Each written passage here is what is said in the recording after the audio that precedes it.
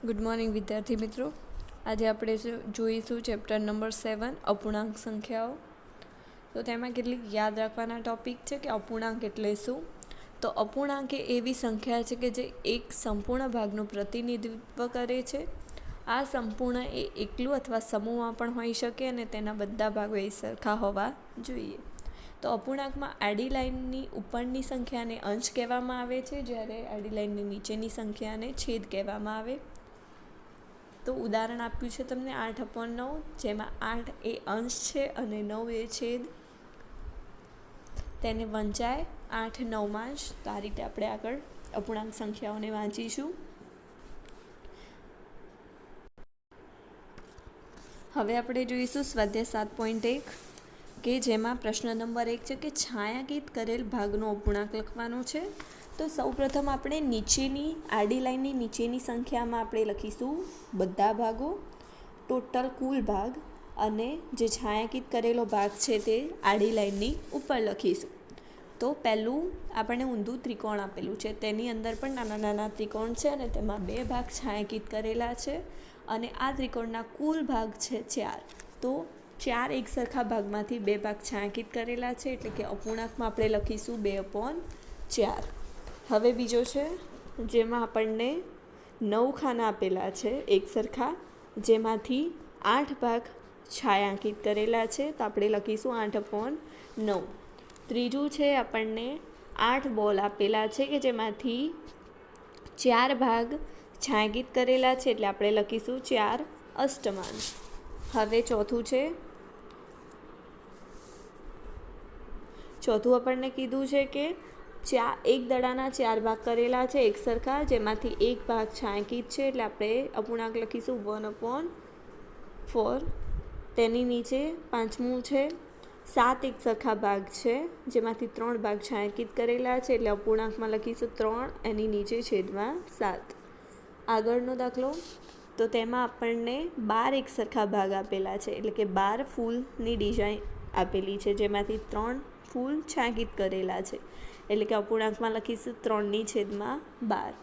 હવે તેની પછી છે આપણને પેન્સિલનું ચિત્ર આપેલું છે. તો પેન્સિલના ચિત્રમાં આપણને 10 એક સરખા ભાગ આપેલા છે ને 10 એ 10 એક જેવા છે, તો આપણે 10/10 લખીશું.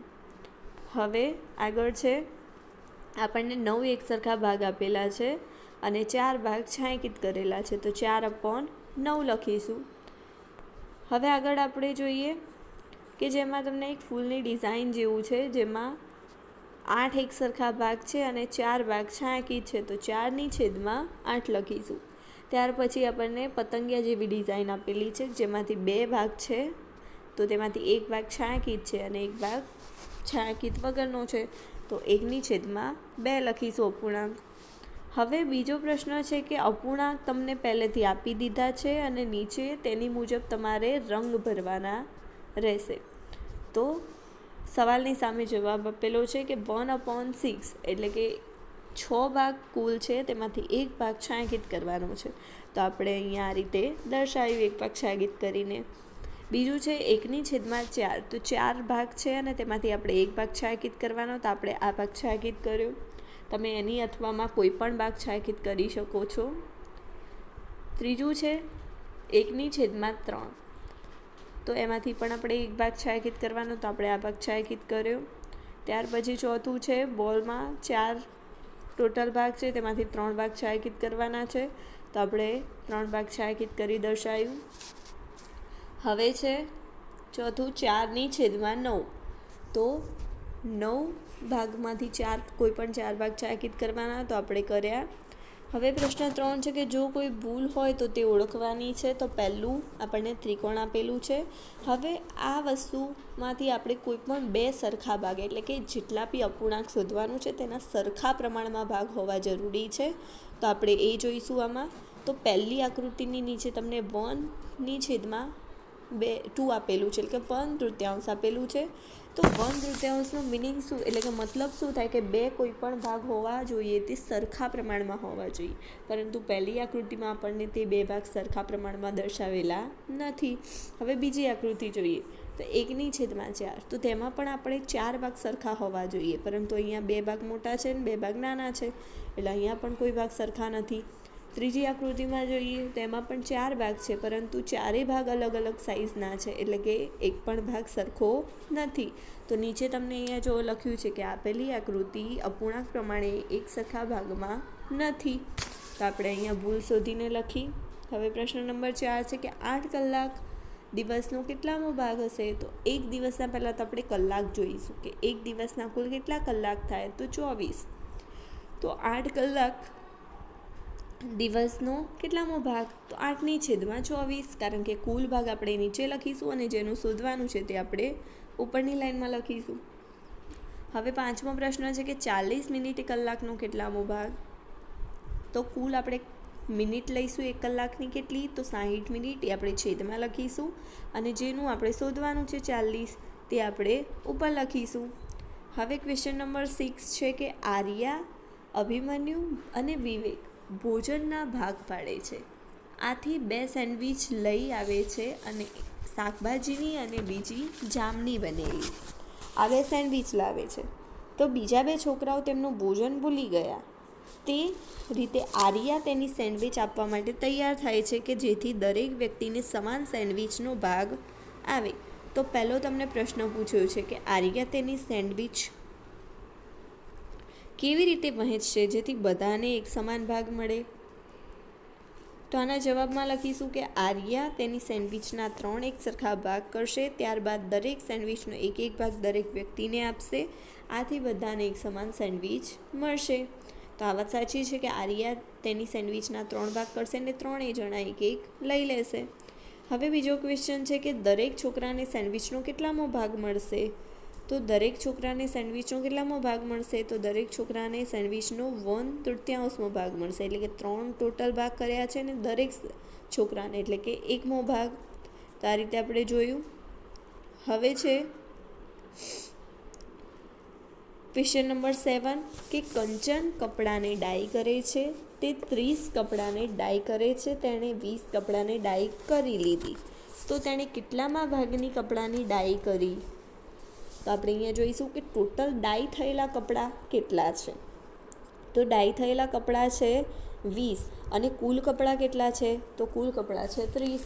તો આપણે મેં પહેલાં જ તમને કીધું કે કુલ વસ્તુઓ છે તે આપણે છેદની નીચે લખીશું, એટલે કે છેદમાં લખીશું અને જે કપડાનું શોધવાનું છે તે આપણે ઉપર લખીશું. તો 20/30 અને અહીંયા 0 ઉડાડીએ તો 2/3. તો આપણે અહીંયા જોયું ક્વેશ્ચન નંબર 7. હવે ક્વેશ્ચન નંબર 8 જોઈએ છીએ. હવે તેમાં છે કે 2 થી 12 સુધીની પ્રાકૃતિક સંખ્યા લખવાની છે અને તેમાં કેટલામાં ભાગની અવિભાજ્ય સંખ્યાઓ છે તે લખવાની છે.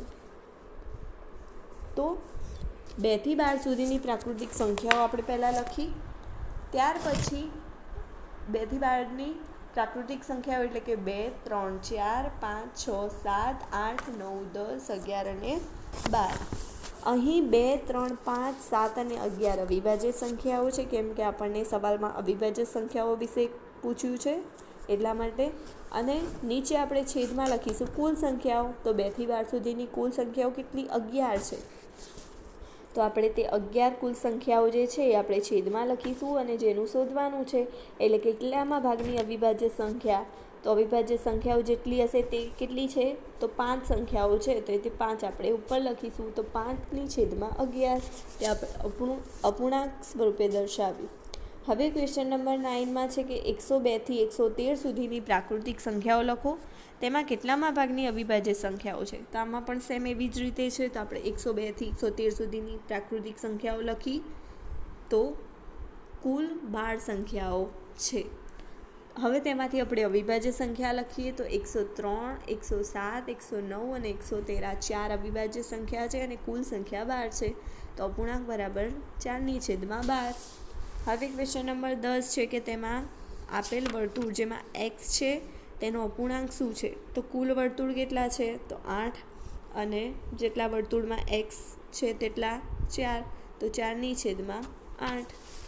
હવે ક્વેશ્ચન નંબર 11 છે કે ક્રિસ્ટીનને તેના જન્મદિન પર CD પ્લેયર મળ્યું. તેણીએ 3 CDs ખરીદી અને 5 ભેટમાં મળી. એના દ્વારા ખરીદી કરેલ CDની સંખ્યા અને ભેટમાં મળેલ CDની કુલ સીડીની સંખ્યાનો એ અપૂર્ણાંક એટલે કે કયો અપૂર્ણાંક ભાગ છે. તો ક્રિસ્ટીન પાસે કુલ સીડી કેટલી છે, તો 3 સીડી તેને ખરીદી એ અને 5 તેને ભેટમાં મળી, એટલે કે ટોટલ થઈ 8 સીડી. હવે તેની સંખ્યાનો ભાગ શોધવાનો છે, તેની ભેટમાં મળેલી સીડીની સંખ્યાનો ભાગ અને ખરીદેલી સીડીનો ભાગ. આપણને બંને વસ્તુ શોધવાની છે. તો પહેલાં આપણે તેને ખરીદેલી સીડીનો સંખ્યાનો અપૂર્ણાંક શોધીએ. તો તેને કેટલી સીડી ખરીદી છે, તો તેને 3 સીડી ખરીદી છે. તો આપણે એ અંશમાં લખીશું અને ટોટલ સીડી કેટલી 8 તે આપણે છેદમાં લખીશું. આ તેની ખરીદેલી સીડીનો સંખ્યાનો અપૂર્ણાંક થયો. હવે આપણે જોઈશું તેની બાકીની સીડી. તો તે તમારે હોમવર્કમાં જાતે કરવાની રહેશે. હું અહીંયાથી તમને સમજાવી દઉં છું કે ભેટમાં મળેલી સીડીની સંખ્યાનો કઈ રીતે. તો ટોટલ સીડી છે 8 કે જે તમારે છેદમાં લખવાની રહેશે, એટલે કે છેદમાં તમે લખશો 8 અને ભેટમાં મળેલી સીડી જે તમે 5 મળી છે એ આપણે અંશમાં લખીશું. તો 5/8 થશે. હવે આપણે સ્વાધ્યાય 7.2 જોઈએ, જેમાં સંખ્યા રેખા દોરવાની છે અને તેના પર બિંદુઓ દર્શાવવાના છે. હવે સંખ્યા રેખા દોરીને તેના પર આપણે બિંદુ દર્શાવીએ. તો સંખ્યા રેખા આપણે બિંદુ પહેલાં આપેલા છે 1/2, 1/4, 3/4 અને 4/4. આ 4 બિંદુઓ આપેલા છે આપણને. હવે તેને આપણે દર્શાવવાના છે સંખ્યા રેખા પર.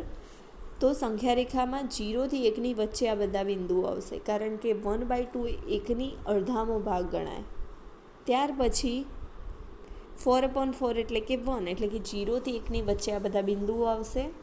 તો આપણે જોઈએ તો 1/2 ને 1/2 વડે ગુણીશું તો આપણને 2.4 મળશે, એટલે કે 1/4, 2.4, 3.4 આપણને 3 ભાગ પડશે અને છેલ્લે 1નો ભાગ. હવે આપણે આગળ જોઈએ બીજો દાખલો. તો બીજા દાખલામાં છે 1/8, 2/8, 3/8 અને 7/8. ચારેય સંખ્યામાં નીચેનો છેદ સરખો છે. તો આપણે 0 પછી 1/8, 2/8, 3/8, 4/8, 5/8, 6/8, 7/8 અને 1 લખીશું. 8/8 એટલે કે 1. તો આ રીતે આપણે બિંદુઓ દર્શાવી દઈશું જે તમને ખબર પડશે. હવે તેની પછી ત્રીજો દાખલો છે 2.5, 3.5, 8.5 અને 4/5. તો તેમાં પણ આપણે બધા છેદ સરખા છે. તો 0 થી 1ની વચ્ચે 1 થી 8 સુધી આપણે દર્શાવી દઈશું કે જેના છેદ બધામાં સમાન રહેશે. તો આપણે એવી રીતે બિંદુઓ દર્શાવીને તેને નિરૂપણ કરી દઈશું. હવે સેકન્ડ ક્વેશ્ચન છે કે તમારે મિશ્ર અપૂર્ણાંકના સ્વરૂપમાં લખવાનું છે. તો 20/3. હવે હું અહીંયા તમને સમજાવી દઉં કે 20ને આપણે 3 વડે ભાગીશું. તો 20ને 3 વડે ભાગીશું તો 6 વડે ભાગ ચાલશે અને તેની શેષ વધશે 2. તો હવે જે 6 ઉપરની સાઈડ છે તે તમે સાઈડમાં લખશો અને 2/3 એટલે કે આમાં તમારે રાઉન્ડ ફેરવવાનું છે, એટલે કે આ રીતે જવાનું છે ઉપરની સાઈડ. 2 ઉપર જશે, 6 આ સાઈડ આવશે અને 3 આ સાઈડ આવશે. આ રીતે તમારે રાઉન્ડ ફેરવવાનું છે.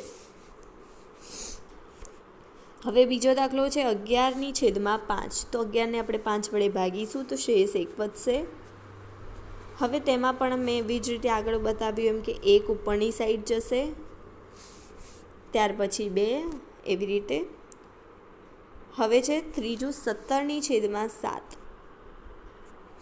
હવે 17/7 છે તો 7 વડે આપણે ભાગ ચલાવીશું તો શેષ 3 વધશે. હવે એમાં પણ આપણે ઉપરની સાઈડ જવા દઈશું તો 3 જશે ઉપરની સાઈડ, 2 આવશે આ સાઈડ અને 7 આવશે નીચેની સાઈડ. તો આ રીતે રાઉન્ડ ફરશે. હવે છે ચોથું કે 28/5. તો 28ને આપણે 5 વડે ભાગીશું તો શેષ 3 વધશે. તો તેમાં પણ એવું કે 3 ઉપર જશે, ત્યાર પછી 5 નીચે આવશે, તેમ રાઉન્ડમાં આપણે લખીશું. ત્યાર પછી છે 19/6. તો 19ને 6 વડે ભાગ ચાલીશું તો 1 શેષ વધશે, તેમાં પણ 1 ઉપરની સાઈડ લખીશું, 3 સાઈડમાં અને 6 નીચેની સાઈડ. હવે F નંબરનું છે 35/9. તો તેમાં પણ 35ને આપણે 9 વડે ભાગીશું તો 8 શેષ વધશે. તો 8ને આપણે ઉપર લખીશું 3 સાઈડમાં અને 9 નીચે. હવે ક્વેશ્ચન નંબર 3 છે કે જેને અશુદ્ધ અપૂર્ણાંકના સ્વરૂપમાં ફેરવવાનું છે. તો આપણે એ જોઈએ. તો પહેલો દાખલો છે કે 7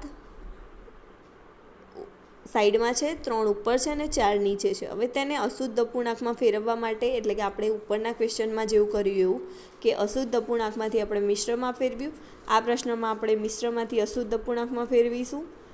તો તે જોઈએ. હવે આમાં તમે જોશો કે 4 નીચેની સાઈડ છે, તો આપણે 7 અને 4નો ગુણાકાર કરીશું. એટલે કે જે સાઈડમાં છે એ અને નીચે છે એ બંનેનો આપણે ગુણાકાર કરીશું અને 3 તેમાં એડ કરીશું. એટલે કે 7 ચોક 28 પ્લસ 3 છેદમાં 4, એટલે કે 31 છેદમાં 4.